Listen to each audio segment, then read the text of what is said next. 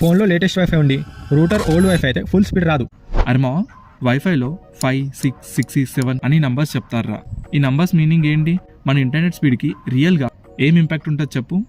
Okay మావా, first direct చెప్తా. ఈ నంబర్స్ అన్ని వైఫై యొక్క వర్జన్స్ రా మావా. అండ్ నీకు తెలుసా, wifi is short form of wireless fidelity. ఇప్పుడు మెయిన్ పాయింట్కి వస్తా.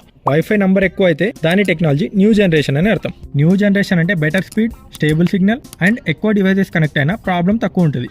ఇప్పుడు కొన్ని వైఫై వర్జన్స్ డీటెయిల్ చెప్తా విను. వైఫై 5 నార్మల్ హోమ్ యూస్కి సరిపోతుంది.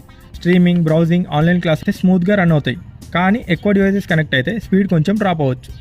నెక్స్ట్ వైఫై 6లో స్పీడ్ బెటర్గా ఉంటుంది. మల్టిపుల్ డివైసెస్ కనెక్ట్ అయినా స్టేబుల్గా వర్క్ చేస్తుంది. స్మార్ట్ హోమ్స్, అపార్ట్మెంట్స్, హాస్టల్స్ లాంటి ప్లేసెస్కి వైఫై 6 బెటర్ ఆప్షన్గా ఉంటుంది. నెక్స్ట్ వైఫై 6E అంటే వైఫై 6కి అప్గ్రేడ్ వర్జన్ అని చెప్పొచ్చు. ఇందులో ఎక్స్ట్రా 6 GHz బ్యాండ్ సపోర్ట్ ఉంటుంది. అందుకే ఇంటర్ఫరెన్స్ తక్కువ ఉంటుంది, స్పీడ్ స్టేబుల్గా ఉంటుంది. గేమింగ్, 4K స్ట్రీమింగ్కి వైఫై 6 చాలా యూస్ఫుల్గా ఉంటుంది. And finally wifi 7 latest generation technology మావా. ఇందులో స్పీడ్ చాలా హైగా ఉంటుంది, లేటెన్సీ చాలా తక్కువ ఉంటుంది.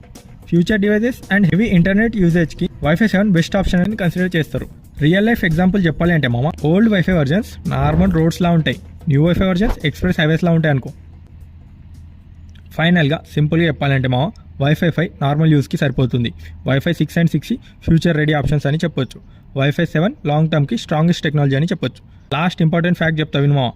ఫోన్లో లేటెస్ట్ వైఫై ఉండి రూటర్ ఓల్డ్ వైఫై అయితే ఫుల్ స్పీడ్ రాదు. రౌటర్ అండ్ ఫోన్ రెండు సేమ్ జనరేషన్ ఉంటే బెస్ట్ పర్ఫార్మెన్స్ వస్తుంది. సింపుల్గా గుర్తుపెట్టుకోమా, వైఫై నెంబర్ ఎక్కువ ఉంటే ఇంటర్నెట్ ఎక్స్పీరియన్స్ స్మూత్గా ఉంటుంది.